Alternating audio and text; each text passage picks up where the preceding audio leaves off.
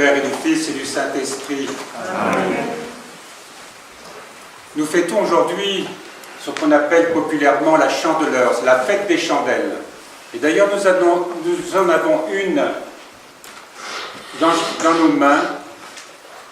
C'est une très ancienne fête pré-chrétienne qui, ce jour où on bénissait les troupeaux, où on célébrait le retour, en quelque sorte, de la vie après l'hiver. Aujourd'hui, nous sommes à 40 jours de Noël. Il s'est déroulé 40 jours entre Noël et aujourd'hui la fête qu'on appelle de la Sainte Rencontre ou de la purification de la Vierge. On l'appelle la purification de la Vierge parce que 40 jours après la naissance d'un garçon, eh bien, dans la tradition juive, les femmes devaient aller recevoir une bénédiction qui était une bénédiction de purification. Si la Mère de Dieu se soumet à cette coutume, on imagine qu'elle, qui avait reçu l'enfant, ce germe divin, miraculeusement, qui restait vierge avant, pendant et après sa naissance, nous dit la tradition, elle n'avait pas besoin évidemment de cette purification, elle qui était toute pure. D'ailleurs, dans nos prières, nous la nommons ainsi la toute pure. Mais il y a surtout cette rencontre. Donc, pardonnez-moi, vous avez entendu le récit, elle vient avec Joseph. La coutume, c'était d'apporter une offrande, et comme ce sont des gens pauvres, ils apportent vraiment le minimum, soit un couple de tourterelles ou de colombes. Et là, il y a deux personnes, nous l'avons entendu, et surtout ce juste comme Siméon, qui avait reçu la révélation qu'il ne mourrait pas sans avoir vu le Messie, sans avoir vu celui qui est la lumière du monde. Et vous l'avez entendu, il y a cette magnifique prière que nous récitons tous les jours ici, dans nos offices monastiques. C'est cette prière où il remercie le Seigneur qu'il veut désormais mourir parce qu'il a vu la lumière, cette lumière qui éclaire toutes les nations. Et c'est pour ça que nous avons un cierge dans la main.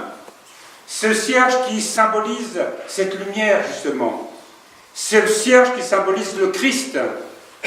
Ce Christ que nous avons célébré dans une grande espérance à Noël et qui se révèle un peu plus encore aujourd'hui. Il suit en quelque sorte la marche de ce cycle cosmique où effectivement la lumière grandit, où commence la germination des plantes, où nous entendons les oiseaux chanter et nous sentons qu'il y a là une vie qui se réveille et qui va aller jusqu'à son apogée que nous allons célébrer lorsque nous célébrerons la résurrection à Pâques. Donc, en suivant le rythme de la nature, en quelque sorte, nous avons en nous ce même mouvement. Si nous avons la foi de ce Christ qui nous habite, qui est descendu dans l'humanité, qui est en chacun de nous, qui a accepté de vivre dans ce que nous sommes, qui est devenu nous en quelque sorte. Et nous portons cette lumière parce que nous le disons avec foi, oui Seigneur, comme le juste Siméon, eh bien je proclame aujourd'hui que tu es la lumière, tu es ma lumière. Et cette lumière qui est en moi, eh bien je vais l'entretenir par la foi. Ce cierge, nous allons l'emporter chez nous, et la tradition nous dit, et certains d'entre vous ont fait bénir aussi certaines quantités de cierges, eh bien, c'est de l'allumer chaque fois que nous avons besoin d'une grâce, que nous avons besoin d'un secours de la grâce divine, que nous avons besoin que le Seigneur intervienne auprès de son Père pour que nous soyons relevés, que nous soyons exaucés, que nous soyons bénis. Et c'est une manière pour nous que de raviver à chaque fois notre foi, parce que nous sommes dans un monde évidemment qui sans cesse nous éloigne de la vérité, nous éloigne de la justice, mais de la justice divine, de la justice de l'amour, pas de la justice des hommes qui est, elle, très relative. Et nous l'avons entendu dans l'épître de Saint Paul, il y a ce combat toujours entre la nature humaine, ce qu'on appelle la chair en langage biblique, et l'esprit. L'esprit, c'est-à-dire ce qui en nous a conscience de la présence de Dieu, a conscience aussi de ce que nous devons faire pour le servir, a conscience de ce que nous devons faire dans la vie quand il y a des choix difficiles à faire, ou de résister à des tentations qui nous éloignent de cette grâce, qui nous coupent de la vie. Saint Paul nous le dit, si nous restons dans cette loi de la chair, cette loi de l'ego, eh bien nous sommes dans la mort, nous sommes morts. Et il le répète, parce que notre nature humaine ne peut pas, par elle-même, obéir à la loi de l'esprit. Donc il nous faut, pour cela, avoir conscience de ce qu'est cette loi de l'esprit en nous. Et le Seigneur est venu justement l'inscrire en nous, par sa présence. Par le baptême que nous avons reçu, nous sommes déjà recréés en lui. Cette loi nouvelle est déjà en nous.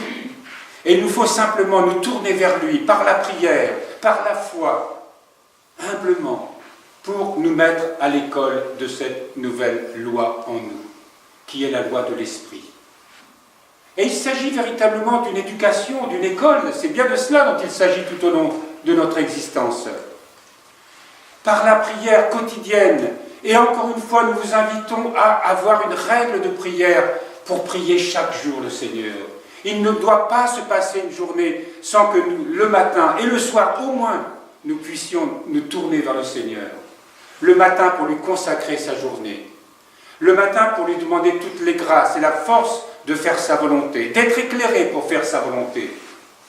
Mais aussi le soir, quand on fait le bilan de sa journée, de demander pardon pour nos erreurs, pour nos fautes, pour nos péchés. Et de rendre grâce aussi pour avoir été protégés. Rendre grâce aussi, même nous n'en avons pas souvent conscience, hélas, mais le Seigneur nous protège. Le Seigneur nous guide.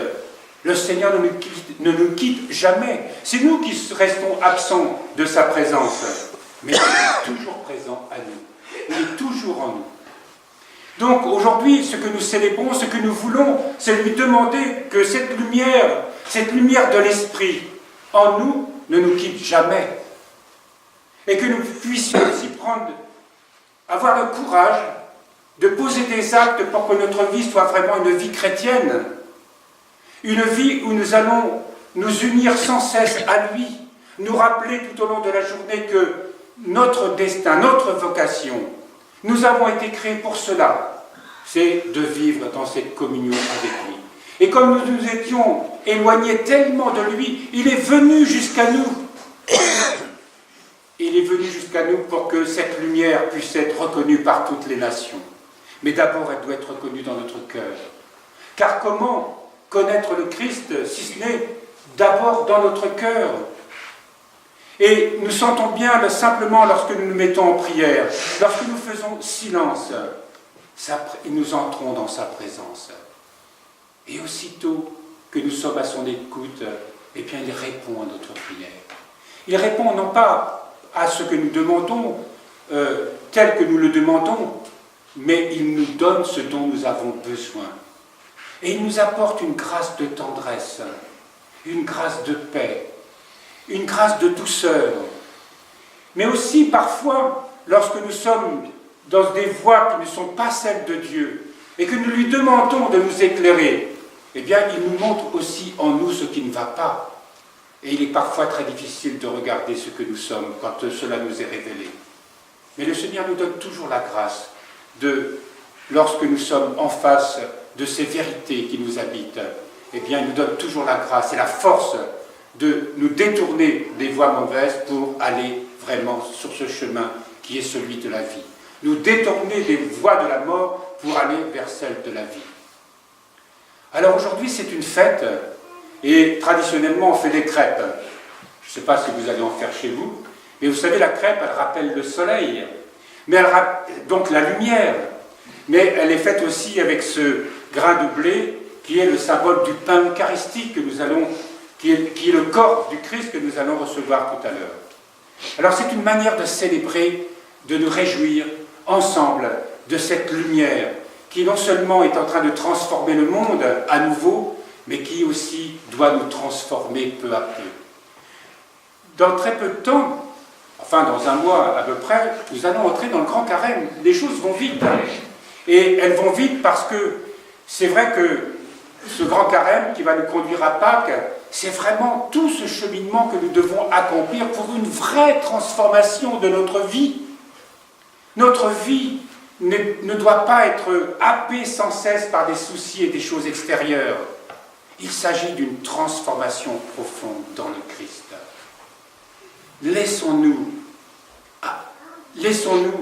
j'allais dire happer, ce n'est pas le terme, mais laissons-nous saisir par cette grâce.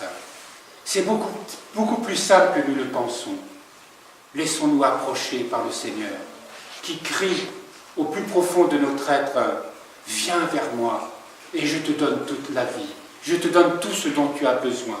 Fais confiance, aie la foi, ne crains rien, et je ferai de toi un fils ou une fille de lumière, où tu pourras témoigner à ceux qui ne voient pas cette lumière. Parce que cette lumière, je l'ai mise en toi. Mais je ne l'ai pas mise en toi pour qu'elle soit cachée, mais pour qu'elle puisse briller par tes œuvres, qu'elle puisse briller par ta paix, qu'elle puisse briller par ta joie, parce que le monde a besoin de cette lumière.